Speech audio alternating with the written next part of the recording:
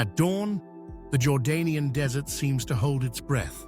The air is cool, the sands still, and a faint blush of pink creeps across the cliffs as if the rising sun is painting them with a careful hand.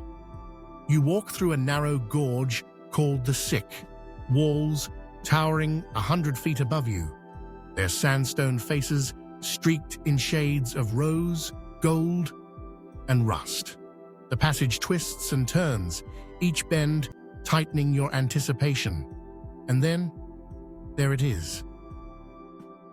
The rock walls suddenly fall away, and before you stands a vision so startling you almost forget to breathe.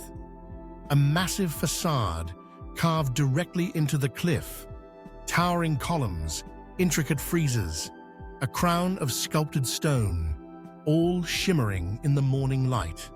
This is Al-Khazneh, the Treasury, the most famous face of Petra, the rose-red city carved in stone, a city that has been whispering to travelers for over 2,000 years. Petra is unlike any other place on Earth.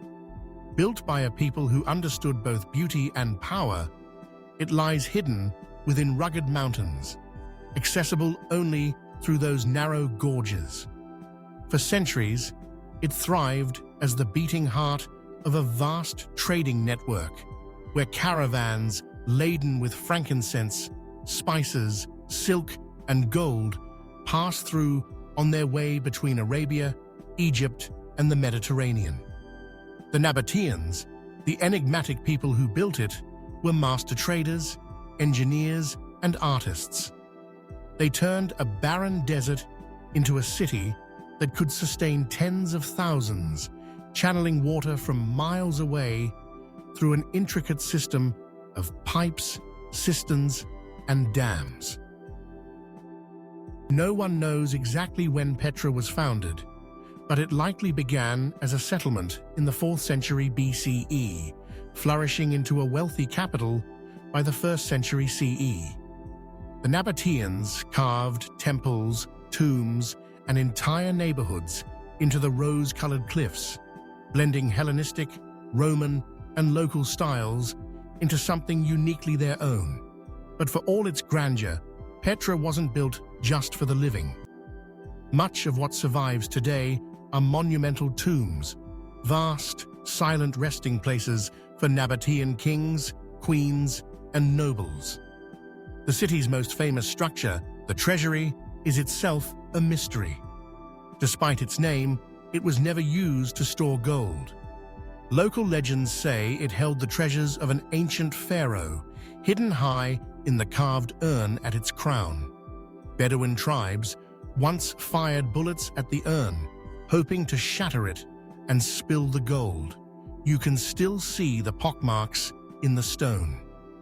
Archaeologists believe it was likely a royal tomb, but its precise purpose remains unknown. As you wander deeper into Petra, the city unfolds like a dream.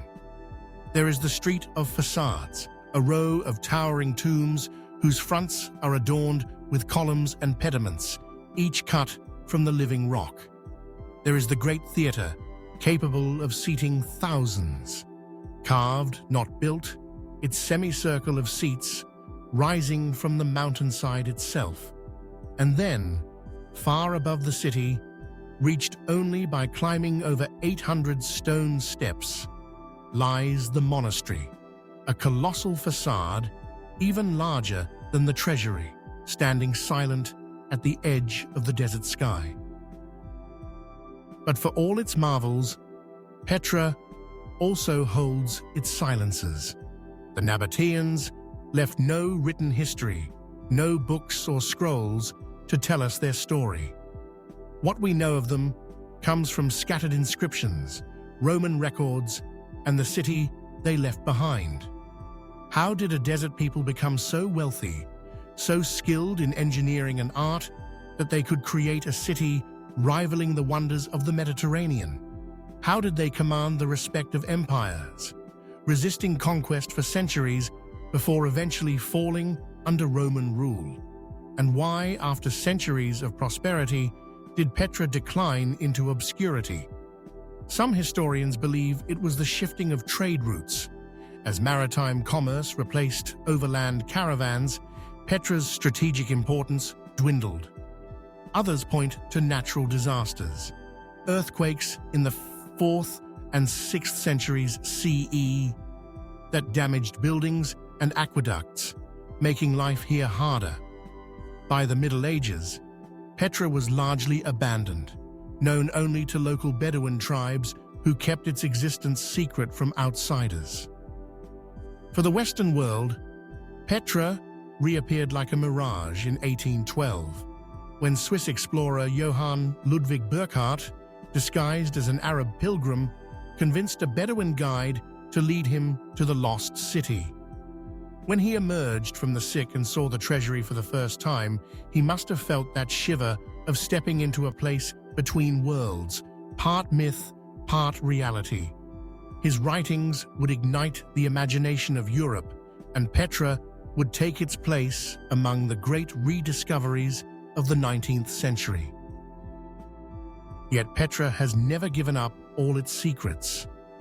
Beneath its temples and tombs lie chambers still unexplored, and its vast necropolis suggests a culture deeply concerned with death, the afterlife, and the display of status, even in eternity. Some archaeologists suspect there are still undiscovered structures buried under the desert sands, perhaps even a royal palace that could rewrite what we know about Nabataean life. Standing in Petra today, you can feel the same pull that drew traders, pilgrims, and adventurers across the centuries. The air is dry but scented faintly with desert herbs. The cliffs change color as the sun moves, from pale pink to deep crimson to a dusky violet as night approaches. In the quiet, you can almost hear the distant clink of caravan bells, the murmur of traders haggling over silk and myrrh, the laughter of children playing in the shade of the great stone facades. Theories about Petra's true role abound. Some see it as a sacred city, a place where trade and religion intertwined, where offerings were made to the Nabataean gods Dushara and Al-Uzza. Others suggest it was a neutral ground for diplomacy, a glittering jewel where desert tribes and great empires alike could meet under a flag of commerce and peace. And then there are the more romantic speculations, that Petra was more than a city, that it was a message carved in stone, meant to endure long after the Nabataeans were gone. One cannot help but notice how Petra seems to merge with its environment, as if it were born from the desert itself. Unlike the sprawling cities of Rome or Athens, Petra is concealed, almost shy, its grandeur hidden until you are standing inside it. This has led some to wonder if the Nabataeans intended it that way, to protect it, to control who could see it, and perhaps to guard something more than just wealth. When the sun dips low and the cliffs glow with a final wash of red, Petra becomes something almost otherworldly. The tourists begin to leave, their voices fading, and the shadows deepen in the sick.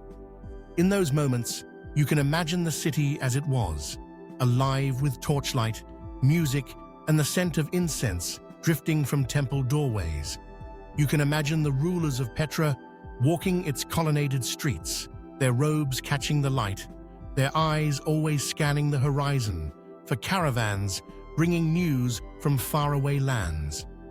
Petra is a reminder that civilizations, no matter how powerful, are as fragile as the stones they carve. Time wears away even the hardest rock. Empires rise and fall, trade routes shift, and cities vanish. Yet here, in the heart of Jordan, the rose-red city endures, as if the desert has conspired to keep it safe, to keep its story unfinished. If you ever find yourself there, stepping out from the sick into the glow of the treasury, take a moment to stand still. Feel the stone beneath your feet, cool and ancient. Look up at the carvings, each chisel mark a whisper from someone who lived, loved, and died long before you. Let the silence speak to you, because in Petra, the silence is not empty. It's filled with memory, with the echoes of a city that once commanded the desert and now commands the imagination of the world. And so I leave you with a question. If Petra could speak, what story would it tell? Would it speak of power and wealth, of gods and kings, of love and loss? Or would it guard its secrets still, letting us wonder forever? Thank you for joining me on this journey into the rose-red city, carved in stone. If you enjoyed this journey into the unknown, please like, comment, and share. It truly helps keep these stories alive.